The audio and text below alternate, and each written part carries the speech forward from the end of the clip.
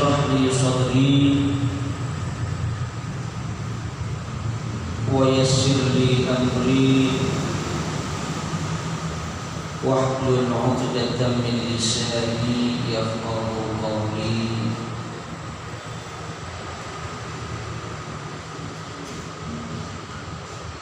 Yang saya hormati dan saya muliakan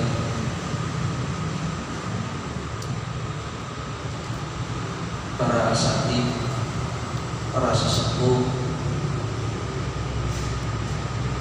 segenap takmir Masjid Asy-Syaghaf,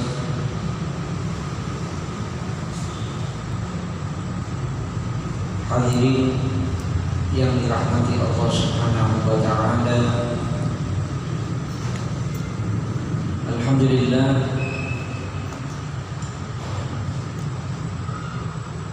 pertama-tama marilah kita panjatkan rasa syukur kehadirat Allah Subhanahu wa taala. Malam hari ini kita bersama-sama berada di tempat yang penuh barokah dalam masjid, di majelis yang insyaallah juga penuh barokah, majelis ilmu. Sholawat serta salam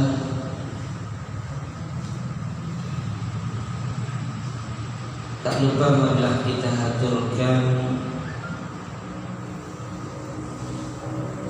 kita hadiahkan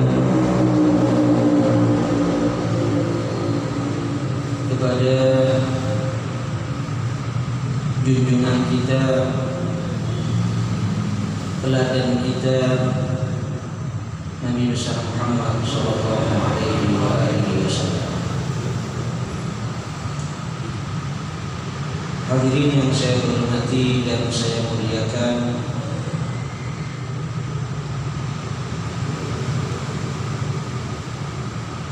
berdakwah kepada Allah Subhanahu wa taala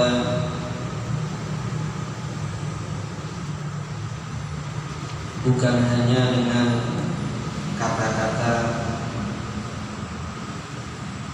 bukan hanya dengan tulisan, tapi juga seseorang itu bisa berdakwah kepada Allah Subhanahu wa taala dengan akhlak yang terpuji. Dalam pertemuan yang lalu saya telah menyampaikan bahwasannya banyak sekali mukjizat-mukjizat yang sangat luar biasa, yang sangat hebat dari junjungan kita Nabi besar Muhammad sallallahu alaihi wasallam. Namun dalam sejarah selama 23 tahun Nabi kita Muhammad SAW mengajak orang-orang jahiliyah yang sudah sangat rusak moralnya dan akhlaknya, yang sudah sangat bejat, mengajak mereka untuk menyembah Allah, menuntun mereka ke jalan yang lurus, menyampaikan kepada mereka ajaran yang mulia, yaitu ajaran Islam. Maka selama 23 tahun kebanyakan dari mereka orang-orang yang asalnya jahiliyah tertarik masuk ke dalam Islam, memeluk agama Islam, menjadi pecinta Nabi Muhammad SAW,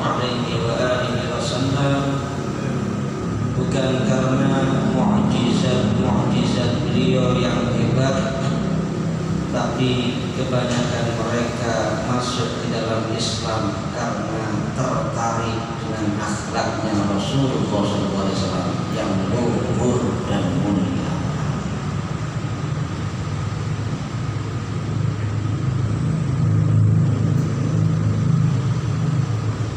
Ada salah satu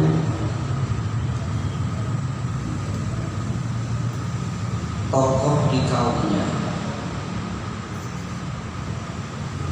namanya Sumamah bin Utsal, menjadi tawanan kaum muslimin dalam salah satu peperangan. Maka Nabi SAW memerintahkan untuk diikat di salah satu tiang masjid.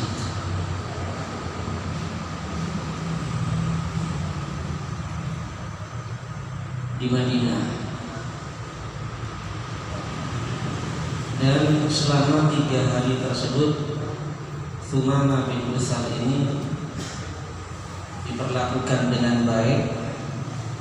Selain itu melihat aktivitas Rasulullah SAW, bagaimana beliau bertutur kata, bagaimana beliau menghadapi para sahabatnya, duduk bersama sahabatnya dan lain-lain. Setelah 3 hari dilepas untuk dibebaskan. Cuma 3 hari saja melihat tindak tanduk dan gerak-gerik Nabi Muhammad SAW.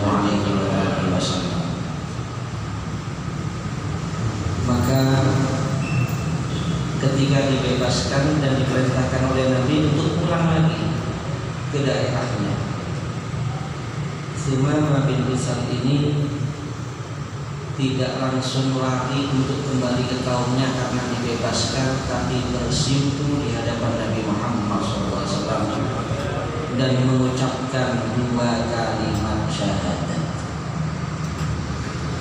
Jadi boten kathik dijak mlebet Islam kali Kanjeng Nabi, cuma 3 dina ningali akhlaki Kanjeng Nabi, ningali bagaimana kelembutan, bagaimana akhlak mulia dari Rasulullah SAW. Maka orang yang non muslim tadi ini, Sumamah bin Utsal, seketika itu tertarik untuk masuk ke dalam Islam. Setelah mengucapkan 2 kalimat syahadat, maka Sumamah bin Utsal menyatakan, wahai Muhammad, sebelum ini tidak ada agama yang lebih aku benci daripada agamamu, tapi saat ini tidak ada agama yang lebih aku cintai daripada agamamu. Wahai Muhammad, sebelum ini tidak ada kota yang lebih aku benci dari kotamu, tapi saat ini kotamu adalah kota yang paling aku cintai. Sebelum ini tidak ada wajah yang lebih aku benci daripada wajahmu, dan saat ini tidak ada wajah yang lebih aku cintai daripada wajahmu. Langsung berubah 180 derajat. Dan begitulah akhlaknya para aulia wasoleh. Ketika para aulia para sholihin ini mengajak orang untuk ingat kepada Allah, menjadi orang itu menjadi orang yang baik, menjadi orang yang taat dan patuh kepada Allah Subhanahu wa Ta'ala, bukan dengan kata-katanya tapi dengan akhlak mulianya. Kasih contoh kepada umat. Ada Habib Abdul Qadir dan Habib Abdul Qadir bin Ahmad As-Segaf. Ini beliau wafat kurang lebih 15 tahun yang lalu, yang oleh para aulia di zamannya beliau ini diyakini sebagai Qutbul Ghaus, pimpinan para wali.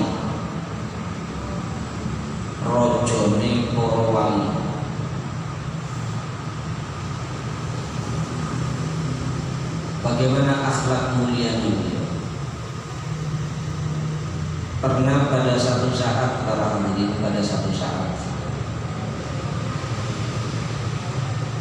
ketika dalam satu majelis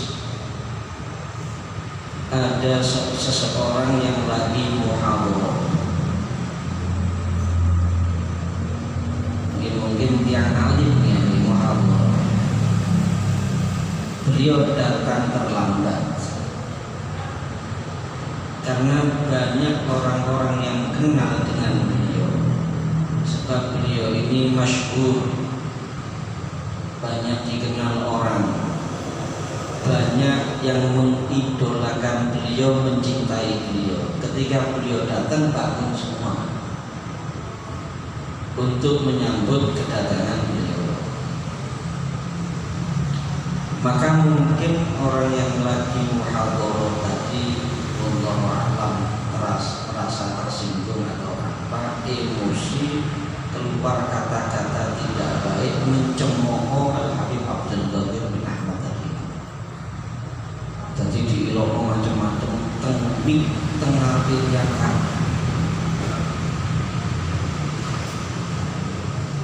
Pecinta beliau greget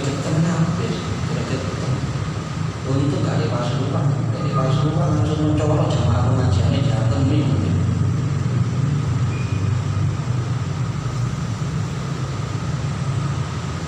Setelah selesai orang tadi itu meluapkan emosinya, mencaci maki Habib Abdul Qadir bin Ahmad As-Sekdar, ganti Habib Abdul Qadir yang dikasih mic sama orang-orang, karepe keken bales,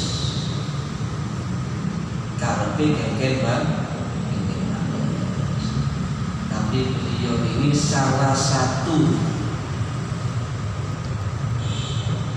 manusia mulia yang akhlaknya meniru makhluk Allah yang termulia, Kanjeng Nabi Muhammad. Yang niku lek sing ditiru Kanjeng Nabi pasti mulia para hadirin. Lek panjenengan urip niki niru Kanjeng Nabi pasti mulia, karena tidak ada yang lebih mulia dari Nabi Muhammad SAW. Diparingi unik karepe ngomong dados, maka tidak ada satu kata pun yang keluar dari mulut beliau untuk balas. Beliau cuma menyatakan tadi muhadharah yang disampaikan sudah cukup, kita tutup majelis ini dengan pembacaan suratul Fatihah. Beliau baca Fatihah wa ila hadratin Nabi selesai. Boten bales sak kalimat, boten bales. Karena memang bukan seperti itu yang diajarkan oleh Nabi Muhammad SAW. Sehingga dalam satu riwayat itu satu riwayat, minal kabair as-sabbatani bis-sabbat. Itu dijelaskan dengan nasihat ini yang mau kita baca. Termasuk dosa besar dinyek sepisan menyek pimpin, dicaci satu kali, keluar kata-kata yang tidak baik, cacian sampai 2 kali. Apa mana sampai terusan kamari-mari ngamuk, mangkele kamari-mari sampai seminggu sih, terus ngamuk, terus ngilokno terus.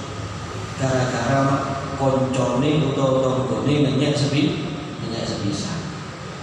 Itu termasuk minal kabair, itu termasuk dosa besar dahulu dengan Nabi Muhammad Sallallahu Alaihi Wasallam. Oleh karena itu nggak ada orang-orang seperti mereka ini, walaupun dicaci maki membalas dengan cacian, nggak ada.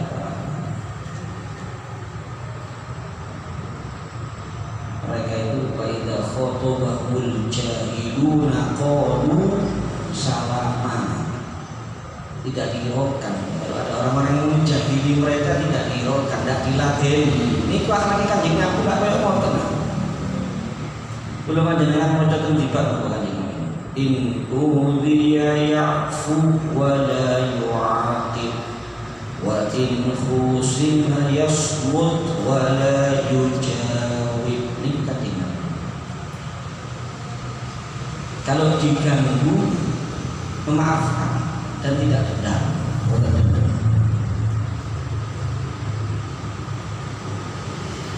Nanti tidak orang dendam niku berarti tidak niru akhlaki Kanjeng Nabi. Niku niru akhlaki iblis. Iblis itu dendam nang Nabi Adam. Makanya panjenengan ini dibunuh terus sampai kiamat itu dibunuh terus sampai dirayu dengan macam-macam rayu.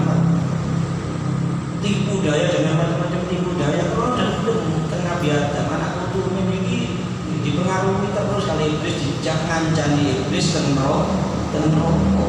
Iku sing gak iblis. Akhlak Kanjeng Nabi boten dendam, gak ono dendam. Kami membuat perseni hati aja sampai ono dendam. Belum jenengan sedang ini menungso biasa para hadirin. Gak ada yang luput dari khilaf, luput dari salah. Ya ono ae kata-kata wis ngati-ngati niku sing salah ngomong ya ono. Wis ngati-ngati sing salah sikap ya ono. Unang keluarga, unang tonggo, unang konco.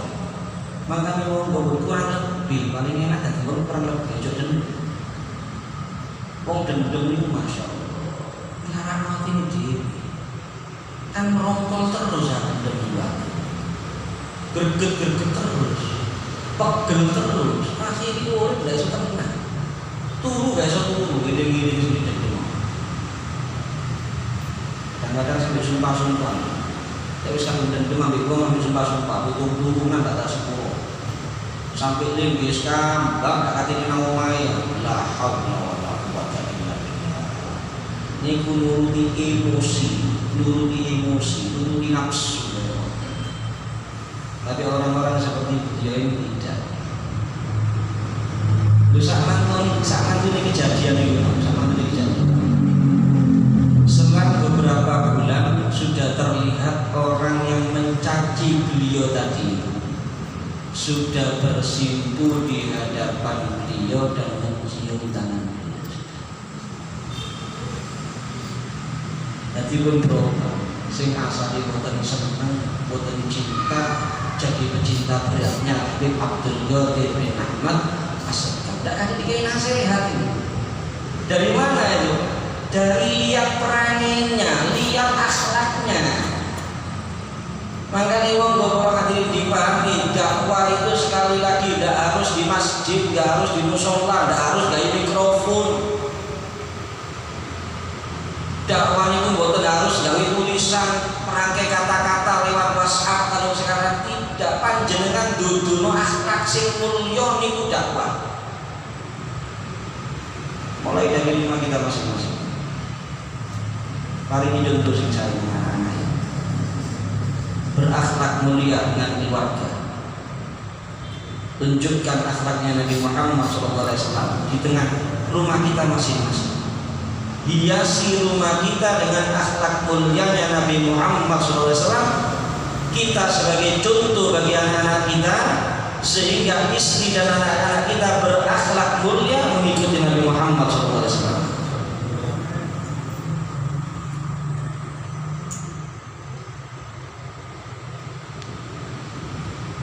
Oleh karena itu hadirin yang dirahmati Allah Subhanahu wa taala, mari kita di bulan Rabiul Awal, bulan kelahirannya Nabi Muhammad SAW. Monggo kula jenengan jangan cuma sekedar merayakan kelahiran beliau, jangan cuma sekedar menyanjung dan memuji beliau. Monggo kula jenengan iki berusaha dalam sisa hidup ini, selain kula jenengan taat dumateng Kanjeng Nabi, pegang teguh ajarannya Nabi Muhammad SAW. Selain itu ngerewangi perjuangan Kanjeng Nabi Muhammad SAW. Tumbuhkan dalam diri kita semuanya semangat untuk berdakwah, mengajak orang lain ke jalan Allah Subhanahu wa Ta'ala, mengajak orang lain untuk menjadi orang yang baik, mengajak orang lain untuk menjadi hamba Allah yang bertakwa, mengajak orang lain untuk selalu melaksanakan perintah Allah, mengajak orang lain untuk selalu menjauhi larangan Allah. Kalau jenengan ini gerak sedanten, masya Allah. Mungkin suasana Islamnya akan terwujud. Kampung jenengan, masya Allah, semuanya tergerak hatinya untuk berdakwah, ajak menungso, melakukan kebaikan, melakukan amal soleh, masya Allah. Barokah. Kalau masyarakatnya akan menjadi masyarakat yang bertakwa kepada Allah Subhanahu wa Ta'ala. Dan ini kekurangan kita para hadirin.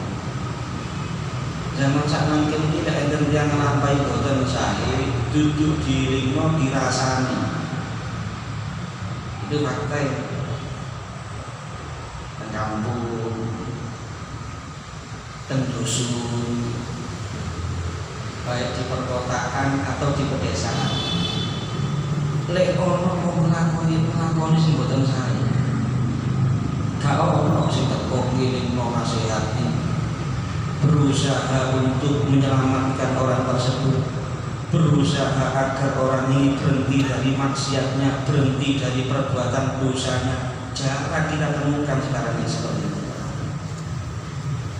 Sing kadang lek ana wong nglampahi sing boten sae dirasani sak kampung wis dadi bahan pembahasan. Tiap jagongan niku wis membicarakan orang yang berbuat tidak baik yang berada di kampung. Dan ini ada sampai kayak ngoten. Mari yang seperti itu kita rubah. Kapan ada saudara kita berbuat yang tidak baik, tugas kita bukan menyebarkan aibnya dia atau menggunjing dia, tapi jenengan kepingin bunga dari Kanjeng Nabi Muhammad SAW, monggo panjenengan ilingaken, panjenengan nasihati, panjenengan tas kali bunga diparingi hidayah kali Gusti. Saya tanya, pernah nggak kita ada orang maksiat kita berdua? Ya Allah, sampai paling tobat konco kula ya. Sampai paling tobat itu tonggo kula ya. Mungkin belum pernah. Dan itu dakwah. Jadi dakwahnya artinya luas para hadirin dan hadirat yang dirahmati Allah Subhanahu wa Ta'ala. Ini saja, kita sambung lagi di pertemuan yang akan datang.